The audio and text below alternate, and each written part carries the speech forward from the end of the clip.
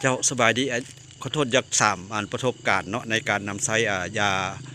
ขับไล่สารพิษและสิ่งเสพติดนี้กับญาติพี่น้องกับลูกหลานเฮานี้เคย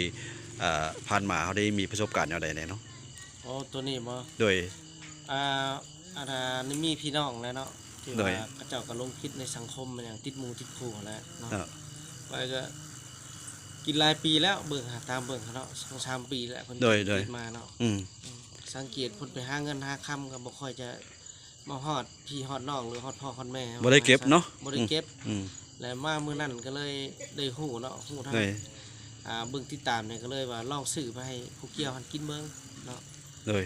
และเดี๋ยวนี้ผู้เกี่ยวในการกินหันเฮาบ่ให้ผู้เกี่ยวฮู้เนาะเพราะว่าผู้เกี่ยวมักไปน้ำหมูน้ำหยังนะแบบว่าลักให้กินเนาะคันสิว่าให้กินเนาะแล้วก็ใส่น้ำอาหารการกินนั่นแหละเพราะมันก็บ่ได้มีหยังเนาะตามอ่านเบิ่งในนี่เพิ่นก็ว่าเฮ็ดได้ใช้ผู้เกี่ยวมันออกได้ก็เลยว่าหาทางก็ได้ปรึกษากับท่านหมอแล้วเอาไปให้เพิ่นกินเนาะหลังจากกินแล้วประมาณมื้อหนึ่งเนาะในนั้นเฮาก็ผสมใส่อาหารทุกคาบและ3 คาบ3 มื้อว่าง่ายซะผู้เกี่ยวกินแล้วหลังจากนั้นตอนแรงมาเนาะผู้เกี่ยวมีอาการก็คือไปหากไปยังมีหากมีหยังแต่ว่าบ่เมื่อยเนาะถือว่าคนแข็งแรงเฮ็ดเวียกปกติแล้วก็กินพอดีหมดครบสุดหนึ่งเนาะแล้วก็ผู้เกี่ยวรู้สึกว่า